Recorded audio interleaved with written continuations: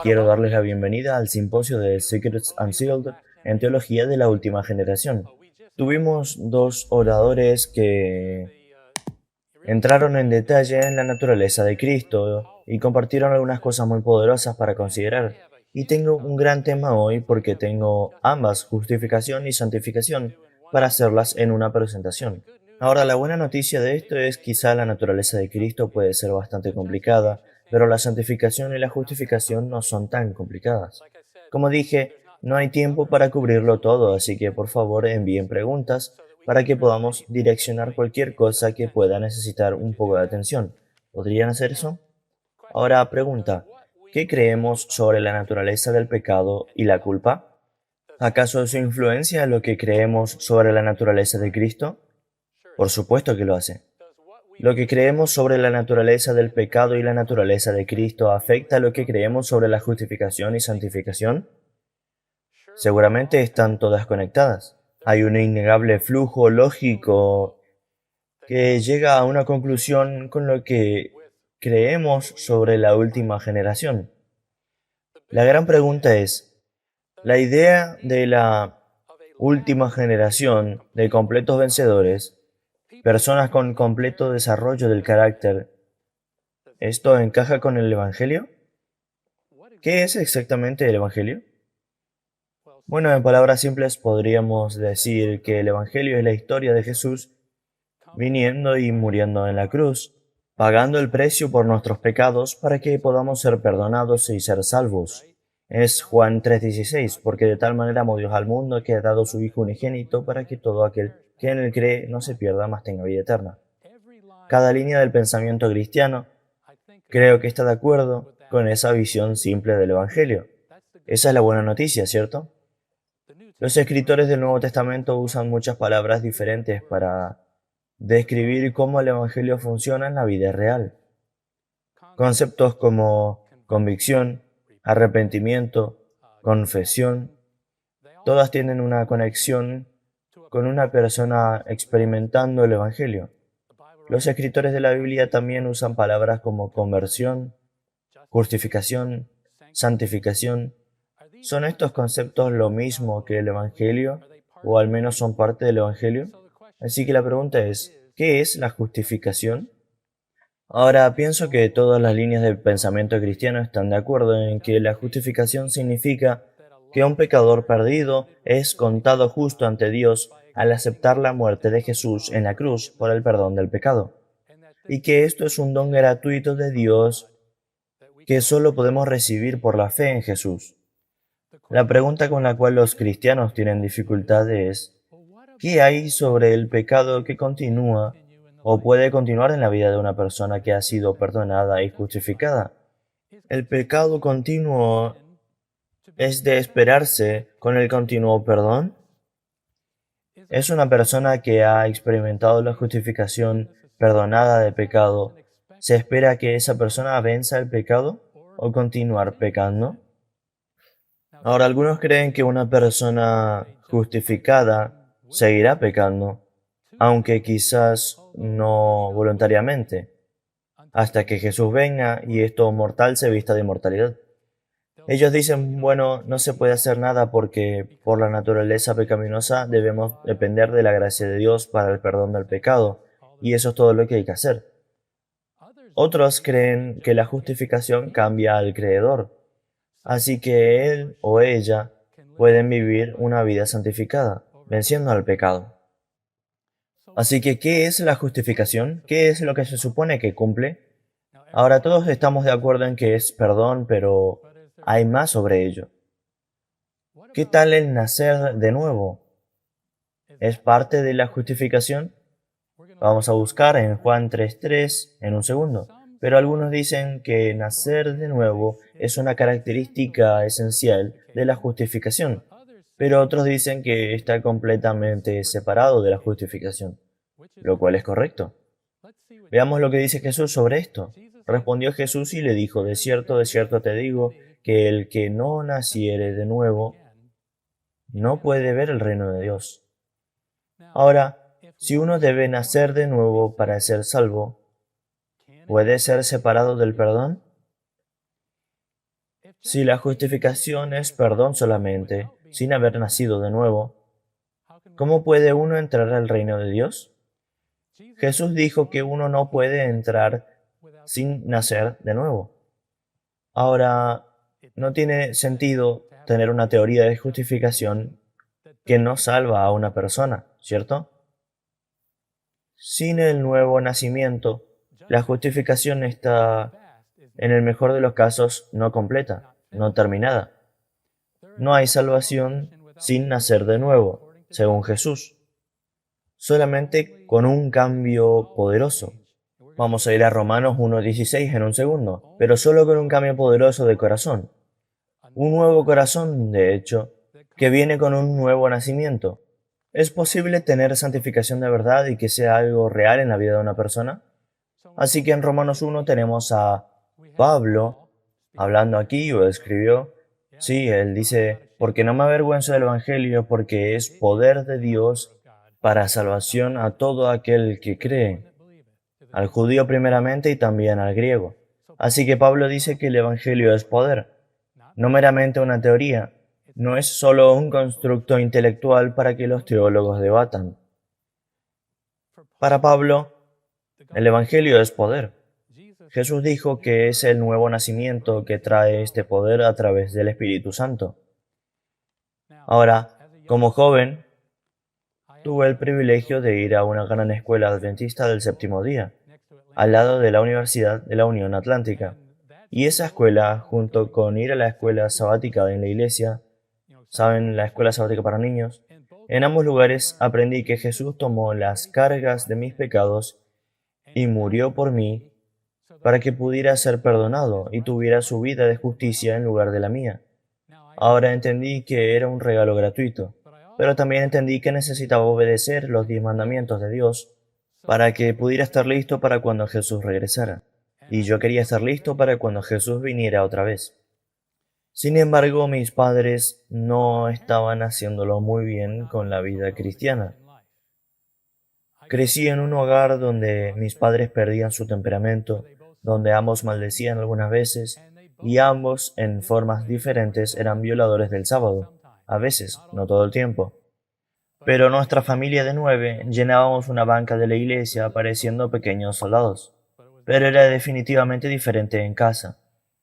Junto con esa mala influencia hacia el mal temperamento, tuve una exposición temprana a la pornografía. Así que para el tiempo en que era un adolescente, ya tenía una fuerte tendencia hacia la lujuria y también un mal temperamento. Cuando tenía 14 años decidí ser bautizado. Ahora, había resistido el bautismo cuando la mayoría de mis compañeros de clase continuaron con él. Lo había visto como un tipo de mentalidad de manada y quería saber que estaba tomando mi propia decisión por las razones correctas, así que continuaba posponiéndolo. Y aquí estaba a los 14 años de edad pensando, mejor no pospongo esto por más tiempo porque después de todo creo en Jesús y quiero el perdón de mis pecados. Y sabía que seguir a Jesús era el camino correcto a seguir. Y también estaba empezando a sentir que necesitaba algo mejor en mi vida y que esperaba que ser bautizado hiciese algo. Quizás me haría algo por el Espíritu Santo. Ahora no estaba buscando entender palabras grandes como la justificación o la santificación. Solo quería ser una mejor persona. Solo quería ser una persona feliz. Quería mostrarle a Dios. Realmente quería demostrar que estaba de su lado. Así que en ese punto, ¿estaba justificado ante Dios? ¿Había nacido de nuevo? ¿Tenía incluso arrepentimiento? Bueno, la prueba de lo que digo está justo después de mi bautismo. Tuvimos un campamento con reuniones y conferencias y falté a la mayoría de las reuniones por salir con los chicos que éramos demasiado interesantes como para ir a las reuniones. Por supuesto me sentí culpable, no tenía la paz que debería haber tenido, el Espíritu Santo no dejaba que fuese feliz con ello. Bueno, en la preparatoria por los próximos 2 años no estaba enfocado de verdad en el cristianismo. Prestaba atención en la iglesia y trataba de obtener algo de los sermones. Prestaba atención a las clases bíblicas, pero estaba más interesado en los deportes, chicas, amigos y en hacerlo realmente bien en el colegio.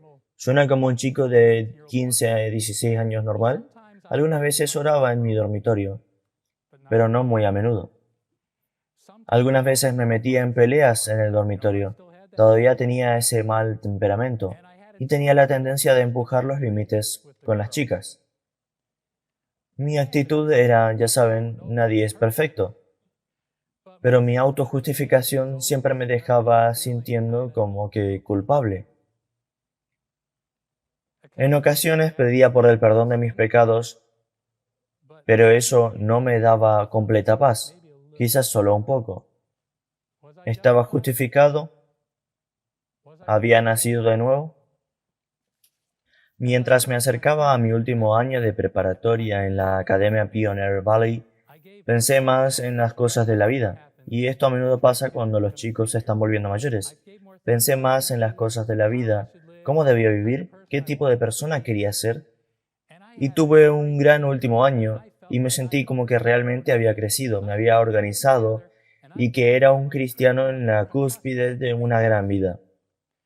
Iría a la universidad y haría algo por mí mismo, pero aún así nunca había tenido una vida devocional y solo oraba un poco. ¿Había nacido de nuevo? ¿Estaba justificado? Como regalo de graduación alguien me dio un pequeño libro por Morris Benden. Ahora este libro me retó a pensar teológicamente por primera vez y me dio un mejor entendimiento del amor de Dios, lo cual es muy importante. Ahora obtuve la conexión que Benden hace entre una relación salvadora con Dios y una vida devocional. Así que como me veía como uno de los seguidores de Dios, supuse que necesitaba una vida devocional. Entonces empecé a leer Patriarcas y Profetas. La primera vez que leí un libro del Espíritu de Profecía, crecí como adventista y me gradué de la academia. Y encontré que el libro algunas veces era muy aburrido y otras veces era bastante interesante. Simplemente había asumido que estaba en una relación salvadora. Después de todo, estaba haciendo devocionales. En la universidad, mi asignatura de especialización fue religión. Me gustaba el reto intelectual y el contexto histórico, especialmente el Antiguo Testamento. Me encanta la historia del Antiguo Testamento, pero mientras tanto estaba viviendo en casa. Era un estudiante de pueblo en la universidad. Estaba viviendo en casa otra vez, encontrando que con mi madre era muy difícil llevársela bien y no era consistente con mi vida devocional. Pero mis clases teológicas eran estimulantes y algunas veces un sermón o una clase de Biblia o incluso una lectura devocional en raras ocasiones movían mi corazón. Así que asumía que debo estar bien. Simplemente asumía que realmente era un cristiano.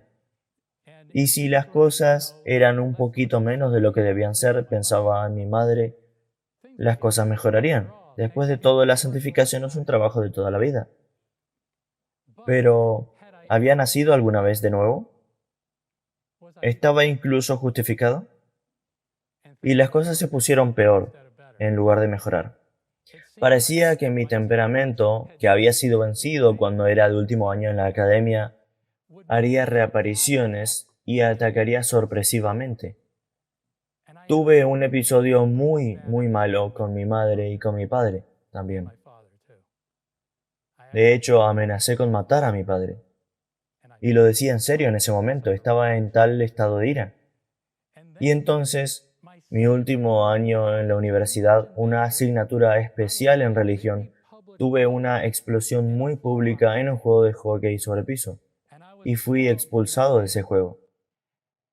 Y estaba sentado en una banca del campus en la oscuridad avergonzado, y por primera vez en mi vida me pregunté si realmente era una persona salva después de todo. ¿Me había estado engañando a mí mismo? El reto con la lujuria se estaba volviendo más difícil, no menos. Y me pregunté, ¿por qué no era más exitoso en la vida cristiana? Veía a otros estudiantes y parecía que realmente eran de admirar. Parecía que lo tenían resuelto, ¿por qué yo no? Tenía buenas notas en mis cursos de teología, podía hablar bastante de la Biblia, de forma impresionante pensaba, pero no podía tener mi temperamento y deseo lujurioso bajo control. Me gradué de la universidad, tomé un trabajo de enseñanza en otro estado, conseguí mi propio apartamento, y los retos de mi vida se volvieron aún más intensos, especialmente con la lujuria. Ahora, esto no es una historia de conversación con Fred Dana, por lo que voy a resumir. La culpa bajo la cual estaba viviendo se estaba volviendo tan pesada y opresora que me llevó a Jesús como nunca antes había ido a Él. Y algo cambió dentro de mí. No sabía ni siquiera qué era al principio. Me llevó 2 días darme cuenta que era una nueva criatura, que tenía un nuevo corazón. Me tomó 2 días, me iluminó. Creo que he nacido de nuevo.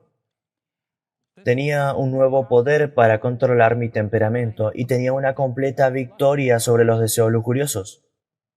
Y empecé a leer el deseado de todas las gentes para los devocionales. Y ahora los devocionales eran completamente diferentes porque casi cada capítulo me hacía llorar como si estuviera viniendo de verdad y amando a Jesús. Y preguntándome, ¿quién es este hombre, Jesús, para mí? Leí las epístolas del Nuevo Testamento en la presencia de Dios, hablando personalmente a mi corazón cada día. Entendí Romanos durante todo el camino, mientras el Espíritu Santo me hablaba. Estaba entendiendo cada versículo y cada fase encajaba en el flujo contextual. Todo era diferente. Tenía paciencia que nunca había tenido. De hecho, fue la paciencia lo que me hizo darme cuenta de que había nacido de nuevo, porque estaba en una situación en la que alguien me estaba haciendo pasar dificultad. Y en toda mi vida, si alguien me hacía pasar dificultad, siempre se la devolvía. Y en este momento estaba orando por esta persona, más bien, y estoy pensando, ¿qué me pasó? Creo que Dios cambió mi corazón. Así que había nacido de nuevo, había sido justificado. En ese momento podía decir que sí. Ahora, esta es la razón por la que compartí un poco de mi propio testimonio, porque pueden ver un gran contraste entre un entendimiento sin poder del Evangelio mientras estaba en la academia y universidad, donde solo me volvía cada vez más débil y luchaba más y más, en contraste con una vida transformada al nacer de nuevo. Ahora, un par de años antes, es triste decir que hasta cierto punto perdí esa poderosa experiencia. No la perdí toda, pero perdí algo de ella. Pero conozco personalmente lo que una experiencia de nacer de nuevo es y puede ser. Y voy a decir algo realmente solemne aquí, porque recuerden, tenía un título en religión antes de haber nacido de nuevo. Y estoy convencido de que nadie entiende realmente la experiencia de nacer de nuevo hasta que lo hacen. No importa cuánto entrenamiento teológico la persona ha tenido, no comprenderán realmente, porque como Nicodemo, un maestro en Israel sin el conocimiento de un nuevo nacimiento, ¿cómo pueden enseñar a otros lo que no conocen personalmente? Como dije, tenía un título en religión antes de tener una experiencia de transformación, y voy a decir algo aquí. En algunas maneras estoy agradecido de que mi familia era dura y que había cultivado tendencias heredadas que eran tan fuertes, porque no podía engañarme a mí mismo. Mi temperamento se estaba volviendo peor. Mi lujuria empeoraba. Tenía que ir a Dios. Pero temo que algunas personas... ¿Qué pasa si tenía un buen modelo en casa? Hubiera seguido asumiendo que era salvo y hubiera estado estudiando mi teología. Me hubiera probablemente con el tiempo vuelto un ministro que nunca había tenido una experiencia de nacer de nuevo. Y a veces temo que eso es de alguna forma común. No lo sé, porque no puedo hablar por ninguna persona. Pero Romanos 1:16 dice, el Evangelio es poder de Dios para la salvación. El mismo poder que Dios usó para crear el mundo es usado para crear un nuevo corazón. Vamos a ver esto en Juan 3:5. Vamos a ver más en la Biblia sobre un cambio de corazón, un nuevo nacimiento siendo incluido en la justificación. Así que Juan 3:5, respondió Jesús, de cierto te digo, que el que no naciere de agua y del Espíritu no puede entrar en el reino de Dios. Así que Jesús es bastante claro. Debe haber un nuevo nacimiento a través del Espíritu para la salvación.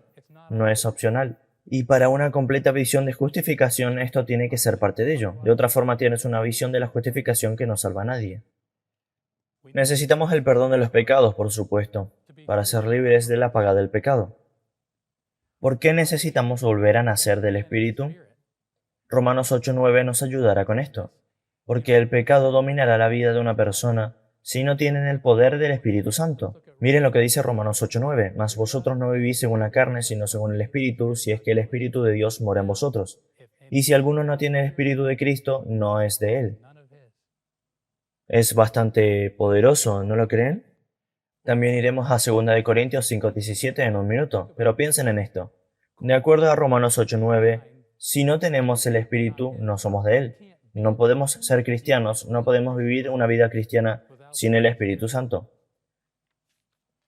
De acuerdo a 2 Corintios 5:17.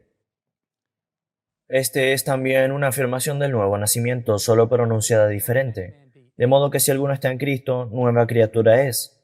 Las cosas viejas pasaron, he aquí todas son hechas nuevas.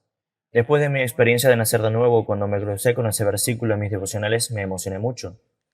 Pero saben, como mencioné antes, algunas personas dicen que la justificación o incluso el Evangelio está limitado al perdón de los pecados, que el nuevo nacimiento o la renovación del Espíritu Santo es un evento separado que viene después. Pero estos versículos muestran que nadie puede ser salvado sin haber nacido de nuevo del Espíritu Santo, y que uno no puede ser ni siquiera de él sin el Espíritu Santo. Ahora vemos en este versículo de 2 Corintios 5:17 que la forma para estar en Cristo es ser una nueva criatura o una nueva creación. Esto es, por supuesto, hecho por el Espíritu Santo. Cuando el rey David se arrepintió y oró por perdón, él pidió por un corazón limpio y pidió por el Espíritu Santo para que lo renovara. Verás, David vio el perdón y un nuevo corazón como dos partes de un paquete. En Salmo 51 ora por perdón y limpieza del pecado, y entonces en el versículo 10 escribió, Crea en mí, oh Dios, un corazón limpio, y renueva un espíritu recto dentro de mí. Y vamos a ir al Monte de la Bendición 114. Esto va a ayudar aquí porque Elena de White denota que esta es la forma correcta de entender el perdón de los pecados. Ella está de acuerdo con David de que el perdón incluye transformación del corazón. Veamos esto. Dice en Pensamientos del Monte de la Bendición, el perdón de Dios no es solamente un acto judicial por el cual libra de la condenación. No es solo el perdón por el pecado, es también una redención del pecado, es la efusión del amor redentor que transforma el corazón. David tenía el verdadero concepto del perdón. Cuando oró, Crea en mí, oh Dios, un corazón limpio y renueva un espíritu recto dentro de mí. Salmo 51:10. Cuando oras por perdón, estás también orando conscientemente por un nuevo corazón. Ella dice que esa es la forma correcta de entender el perdón. Ahora, en Palabras de Vida del Gran Maestro 84, dice, pero sin la regeneración por medio de la fe en su sangre, no hay remisión de pecados. Sin regeneración, no hay remisión.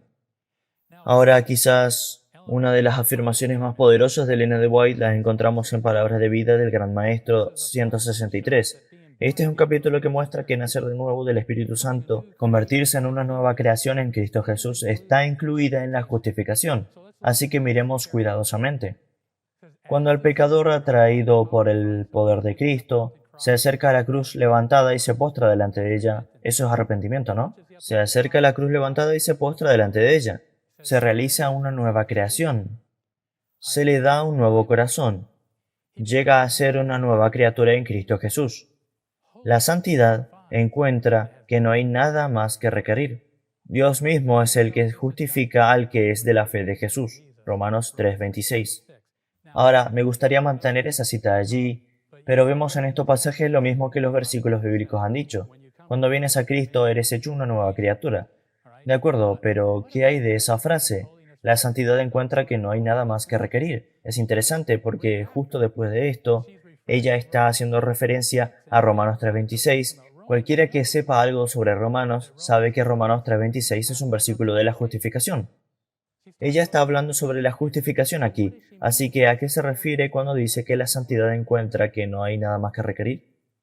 Este es un versículo poderoso, pero cuando eres hecho santo, cuando vuelves a nacer, esa es la santidad que no puede ser nunca, nunca mejorada. ¿Escucharon lo que dije? La santidad encuentra que no tiene nada más que requerir. Cuando naces de nuevo, en ese momento, eres tan santo como puedes ser, porque esta es la santidad del Espíritu Santo. ¿Cómo es eso parte de la justificación? Bueno, vamos al deseado de todas las gentes 3:52. Y así como define la justificación y define la santificación, verán claramente que la santidad encuentra que no hay nada más que requerir porque lo que la santificación realmente es mantenerla, aprender cómo mantenerla. Ahora el deseado de todas las gentes 3:52. Por el Espíritu es como Cristo mora en nosotros, y el Espíritu de Dios recibido en el corazón por la fe es el principio de la vida eterna. Ahora piensen en esto. ¿Aquí es donde comienza la vida eterna? Ahora, una persona puede pedir el perdón del pecado sin siquiera tener arrepentimiento. Uno puede pedir por el perdón del pecado sin realmente sentir pena, simplemente dejándose llevar. En este caso, no están listos para recibir la experiencia de nacer de nuevo a través del Espíritu Santo. No tendrán realmente la paz de la rendición total y el perdón del pecado. ¿Has pedido alguna vez perdón por el pecado y aún sentiste que no tenías paz? Bueno, hay una razón. Por lo tanto, si no hay verdadero arrepentimiento y una verdadera pena de Dios, la vida eterna no empezará porque no han sido justificados. Vamos a ver en nuestra elevada vocación en un minuto, pero cuando una persona tiene una superficialidad pidiendo por perdón, sin un profundo arrepentimiento no habrá ningún sentido de seguridad para nada, porque nuestra vocación dice que los pecados de los cuales uno no se ha arrepentido son pecados que no se han sido perdonados. Ahora esto es solemne porque las personas asumen que pedir por el perdón de los pecados es arrepentimiento. Pero necesitamos hacer un estudio del arrepentimiento porque el arrepentimiento es más que el intelecto pidiendo por perdón. Tiene algo que ver con el corazón roto ante Dios. Entonces, quiero leer una cita del comentario bíblico, volumen 7, página 931. Dice, Cristo puede salvar perpetuamente a todos los que se acercan a Él con fe. Los limpiará de toda contaminación si se lo permiten. Pero si se aferran a sus pecados, no es posible que se salven. Porque la justicia de Cristo no cubre ningún pecado sin arrepentimiento. Así que pueden ver que una persona puede pedirle perdón de sus pecados sin que realmente su corazón esté dispuesto a dejar ese pecado. Y no encontrarán paz con Dios porque la justicia de Cristo no cubrirá ningún pecado del que no se ha arrepentido. Ahora, quiero pensar y considerar 1 de Juan 1:9. Dice, si confesamos nuestros pecados, Él es fiel y justo para perdonar nuestros pecados y limpiarnos de toda maldad. Una de las razones por las que quiero mencionar esto es porque cada vez que le digo a alguien acerca de no sentir paz con Dios, simplemente dicen que afirme Romanos 1:9 y que no me preocupe por mis sentimientos. Digo 1 de Juan 1:9. Aquí está la verdad, la verdadera confesión. 1 de Juan 1:9 dice que si confesáramos nuestros pecados, la verdadera confesión solo viene de un arrepentimiento genuino. Pero por el otro lado, cuando uno tiene verdadero arrepentimiento y viene buscando perdón por los pecados, ese alguien se transforma en una nueva creación en Cristo Jesús a través del Espíritu Santo. Dios ha justificado a esta persona y él o ella ha sido perdonada y limpiada y renovada. Están ahora bien con Dios. Bien, vamos ahora a la fe por la cual vivo, página 249. Esta es mi cita favorita del espíritu de profecía de todas ellas. Porque tienes que entender que cuando una persona es perdonada, limpiada y renovada, está ahora bien con Dios. Y la fe por la cual vivo dice, si estás bien con Dios hoy, estás listo si Cristo viniera hoy. ¿Entiendes por qué es mi favorita? Porque me dice que lo único de lo que puedo preocuparme hoy, no puedo preocuparme por cómo voy a ser mañana. Solo necesito asegurarme de estar bien con Dios hoy. Y si estoy bien con Dios hoy, estoy listo si viene. Bien, así que sabemos que la salvación no es complicada. Y no es para nada complicada, es simple. La parte dura es que es difícil rendir todo. La batalla contra sí mismo es lo que lo hace difícil. Todo lo que se necesita para estar bien con Dios requiere una rendición completa. Y eso es lo que los humanos, lo que nosotros no queremos hacer. Nuestra naturaleza no quiere hacerlo. Así que vamos a mirar en Palabras de Vida del Gran Maestro porque la justificación hace que una persona esté bien con Dios, trayendo el poder del Espíritu Santo. Miremos esto. A todos los que le recibieron, dióles potestad de ser hechos hijos de Dios, a los que creen en su nombre. Juan 1:12. Este poder no se halla en el agente humano, es el poder de Dios. Cuando un alma recibe a Cristo, recibe poder para vivir la vida de Cristo. Son grandes noticias, ¿no es así? Así que ahora tengo una diapositiva para resumir la justificación. Resumamos lo que hemos cubierto hasta aquí. La justificación es estar bien con Dios. Eres hecho bien con Él, estás justificado. Y las tres partes de la justificación. El perdón del pecado, por supuesto que es justificación. La limpieza del pecado es justificación. Y nacer de nuevo del Espíritu Santo. La justificación es estar bien con Dios. Y ahora vamos a ver la santificación. Tenemos una diapositiva para eso. La santificación es permanecer estando bien con Dios. Eso es todo lo que es. La santificación es santidad, la santificación es crecimiento. Decimos que la santificación es un montón de cosas, pero cuando Dios te hace estar bien, cuando Dios implanta su espíritu en ti, tu trabajo y el vivir la vida santificada es mantenerla. Necesitamos permanecer bien con Dios todos los días. Así que, ¿cómo permanecemos bien con Dios? Hay muchas expresiones bíblicas que significan lo mismo que santificación, y algunas de ellas nos dan una idea de cómo permanecer bien con Dios. Así que aquí en las diapositivas puse 3 de ellas. La santificación es llamada permanecer en Cristo, así como Jesús eligió llamarla, permanecer en Cristo con la vid y los pámpanos de los que habló. Pablo lo menciona como caminar en el Espíritu, Gálatas 5, o ser dirigidos por el Espíritu, Efesios 5. Y entonces tengo más de otros pasajes de la Escritura. Creo que todos son de Pablo. Volvamos a la siguiente diapositiva. Sí, él se refirió a esto como Cristo viviendo en mí, Gálatas 2:20. Colosenses 1:27, Cristo en vosotros, la esperanza de gloria. En Efesios 3:17, para que habite Cristo por la fe en vuestros corazones. Verán, todas estas cosas es Pablo hablando sobre la vida santificada. Todo esto es sobre la vida santificada. Yo no creo que Pablo lo veía como una parte opcional del plan de salvación. ¿Y tú? Vayamos a 2 de Tesalonicenses 2:13. Solo vamos a ver la segunda parte de este versículo. Pablo dijo, Dios os haya escogido desde el principio para la salvación, mediante la santificación por el Espíritu y la fe en la verdad. ¿Ven esto? Nos ha escogido para salvación mediante la santificación.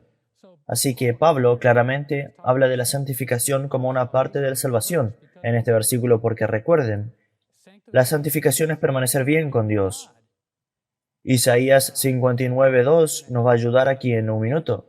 Pero si la santificación es permanecer bien con Dios, entonces es elegir intencionalmente el pecado lo que rompe la santificación, porque el pecado nos separa de Dios, y esto es lo que dice en Isaías 59:2. Pero vuestras iniquidades han hecho división entre vosotros y vuestro Dios, y vuestros pecados han hecho ocultar de vosotros su rostro para no oír. Y Romanos 8 nos va a ayudar. Así que vayamos allá.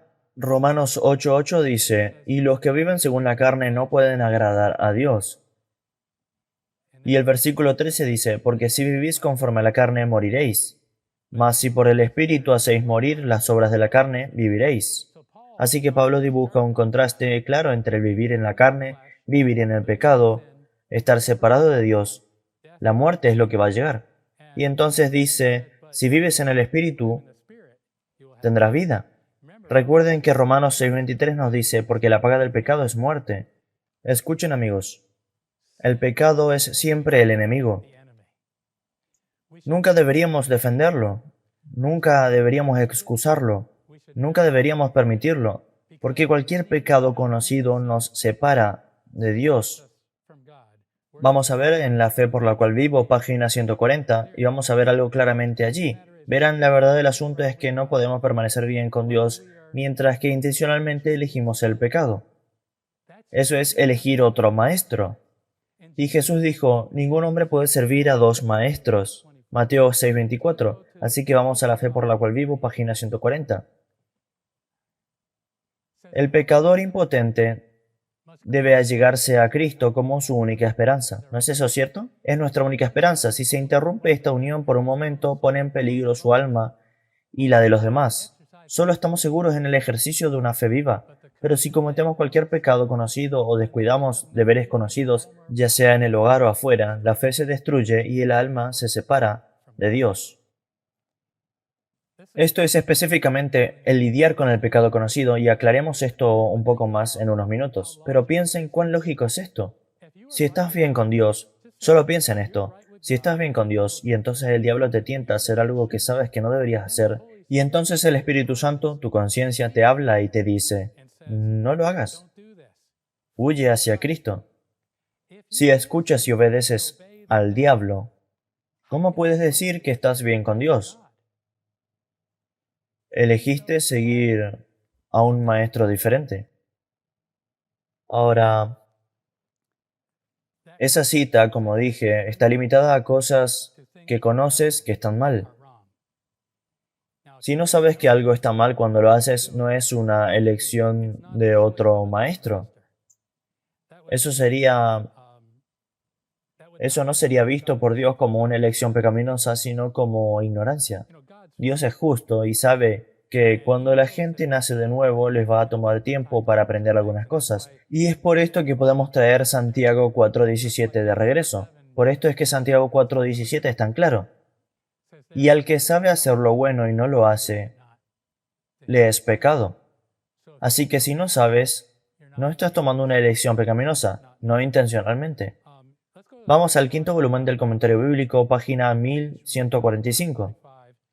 Hay una afirmación bastante clara aquí que dice, no seremos considerados como responsables por la luz que no ha llegado a nuestra percepción, sino por la que hemos resistido y rechazado.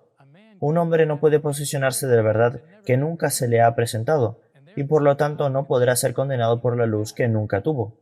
Nadie será condenado por no escuchar a la luz y el conocimiento que nunca tuvo. Ven, esto es importante y ahora iremos a una más. El primer volumen de Testimonios para la Iglesia, página 112, es similar. Dice, si se recibe luz y esa luz se pone de lado o se rechaza, de eso se trata. La primera decía que si no sabes y honestamente no sabes, y honestamente estás haciendo lo que hasta donde sabes es correcto, entonces está bien. Pero ¿qué dice si la luz se recibe y se pone de lado o es rechazada? Entonces viene la condenación y el desagrado de Dios.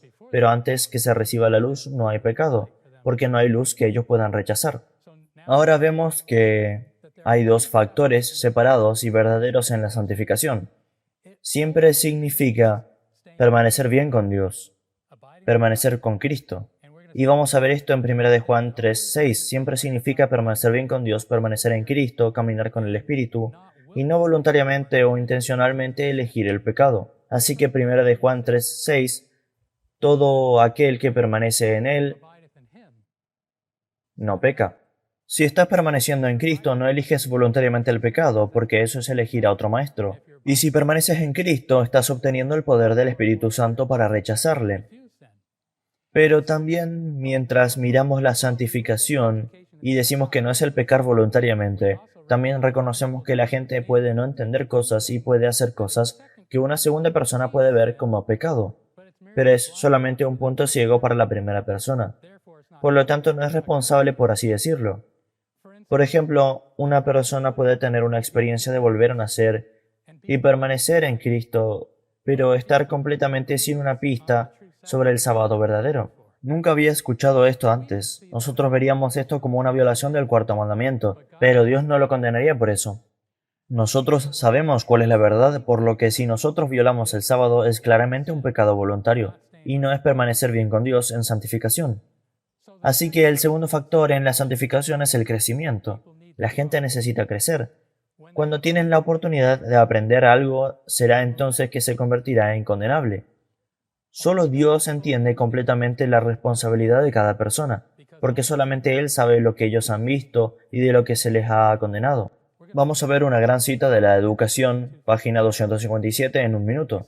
Verán, si entendemos la santificación como Dios, trabajando en nosotros cada vez a través del Espíritu, verán, por esto es que la santidad no encuentra que se requiere nada más porque o estás caminando en santidad o no lo estás. No es que la santidad mejora, porque la santidad de Dios no puede ser mejorada.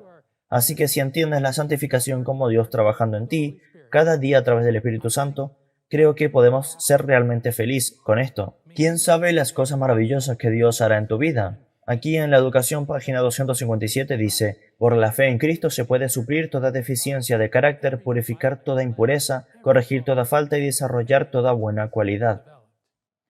Y Todo es posible. Ahora vamos a ir a Efesios 3, 16 al 20. Este es un pasaje extenso, pero vamos a ir lentamente y comentar aquí y allá. Para que os dé, conforme a las riquezas de su gloria, el ser fortalecidos con poder en el hombre interior por su espíritu. Eso es lo que es. La experiencia de volver a nacer es ser fortalecido y la santificación es seguir siendo fortalecido, para que habite Cristo por la fe en vuestros corazones, a fin de que arraigados y cimentados en amor, seáis plenamente capaces de comprender con todos los santos cuál sea la anchura, la longitud, la profundidad y la altura, y de conocer el amor de Cristo, que excede a todo conocimiento, para que seáis llenos de toda la plenitud de Dios, y a aquel que es poderoso para hacer todas las cosas mucho más abundantemente de lo que le pedimos o entendemos, según el poder que actúa en nosotros. No sé ustedes, pero yo tengo una imaginación bastante poderosa y puedo pensar en cosas maravillosas. Y este versículo me dice que ni siquiera he rasgado la superficie. Creo que es maravilloso, ¿no lo creen? Ahora vamos a ir a 1 de Tesalonicenses 5, 23 al 24. Y es mi último versículo sobre la santificación. Dice, y el mismo Dios de paz os santifique por completo, y todo vuestro ser, espíritu, alma y cuerpo sea guardado irreprensiblemente para la venida de nuestro Señor Jesucristo. ¿Es esto acaso por lo grandioso que eres o por lo mucho que trabajas? ¿Hay algún crédito o mérito humano involucrado? No. El siguiente versículo dice, fiel es el que os llama, el cual también lo hará. Es todo por el poder de Dios, todo. Pero me encanta este versículo porque vemos la conexión entre la santificación, ser guardados irreprensiblemente para la venida de Cristo. Este es ciertamente un texto de última generación.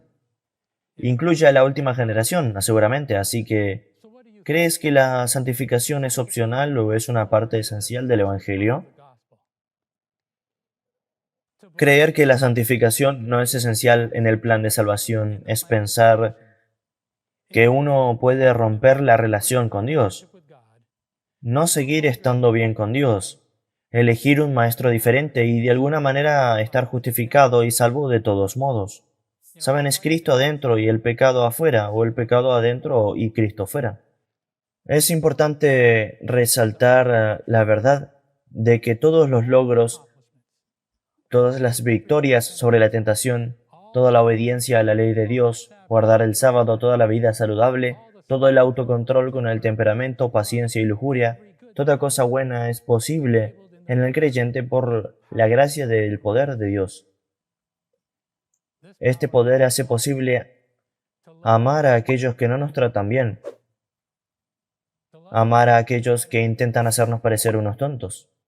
Este poder el Espíritu Santo da poder sobre la indulgencia del apetito. Es el Espíritu Santo dando la luz de vida de Cristo al creyente. El poder nunca tiene su fuente en el creyente. Y lo saben. Y saben que es completamente verdad lo que dijo Jesús, porque separados de mí, nada podéis hacer. Juan 15:5. Ellos saben que no hay nada por lo que puedan alardear en ellos mismos. De hecho, aquellos que viven la vida santificada son, de todas las personas de la tierra, los más dependientes del poder de Dios, porque saben que no son nada sin Él, y están dispuestos a hacer nada para que Dios pueda hacer todo en sus vidas. Ahora, al principio de este mensaje pregunté lo siguiente: ¿lo que creemos de la naturaleza del pecado afecta a lo que creemos sobre la justificación y santificación? Y creo que de verdad sabemos que lo hace. Pero miremos la otra cara, por un momento. Si uno cree que nacemos pecadores y culpables por la naturaleza, la cual por solo haber nacido ya estamos en pecado, perdidos y culpables, entonces es bastante difícil creer que cualquier bien puede ser vivido por fuera en nuestras vidas. Y la vida de Jesús no sería un ejemplo para nosotros, solo sería un sustituto. Por lo tanto, la justificación no podría ser más que el perdón del pecado. Si esto fuese verdad, nuestra naturaleza haría que pecáramos hasta que Jesús venga. Ese es el panorama que tienen. Y con este panorama nunca podría haber una última generación venciendo el pecado. Bueno, a menos que reciban un cuerpo santo antes de la segunda venida, lo cual sabemos que no es el caso. Ahora, si ese panorama es verdad, todos los versículos bíblicos y todas las citas del espíritu de profecía que vieron y escucharon en esta presentación son solo una burla a nosotros, sujetarnos a una esperanza que es imposible. Por otra parte, mientras que es verdad que nacemos con una naturaleza caída, que no cambiará hasta que Jesús venga, no somos condenados hasta que tomamos nuestras propias decisiones para el pecado, y todos lo hemos hecho. Sin embargo, Jesús en este panorama puede tomar una naturaleza dañada y no tomar ninguna decisión pecaminosa, por su total dependencia en el Padre y el Espíritu Santo, porque vino como un indefenso humano cuando nació y salió del vientre. Él era un indefenso bebé que dependía de su madre. Pero mientras crecía dependió completamente de su Padre y del Espíritu Santo, y nos mostró lo que debemos hacer, porque podemos depender de Dios de la misma forma. Así que nos dejó un ejemplo, así como también es nuestro sustituto. Nunca pecó, pero tomó sobre sí mismo nuestros pecados para que pudiésemos ser perdonados. Y entonces, el mismo Espíritu Santo que ayudó a Jesús como ser humano, vendrá a nuestras vidas y nos transformará. Y podremos continuar con esa transformación toda nuestra vida. Eso es lo que es la santificación. Habrá lecciones que aprender, habrá crecimiento para hacer, pero la justificación y la santificación trabajarán cada día para que estemos dispuestos a permanecer rendidos a Dios, y Él nos dará vida abundante. Seremos vencedores por su gracia habilitadora y listos para que Jesús venga, finalmente. Ahora, como lo dije al principio, este es un tema bastante grande. Cubrí la justificación, cubrí la santificación, y no hubo tiempo para cubrirlo todo. Puedo pensar en algunas citas maravillosas que quisiera haber podido incluir, pero por favor envíen preguntas para que podamos tratar cualquier cosa que pueda necesitar atención si me quedé corto en algunas partes. Así que les agradecemos por escuchar y que tengan un maravilloso día. Esperamos que esté con nosotros en nuestra próxima sesión.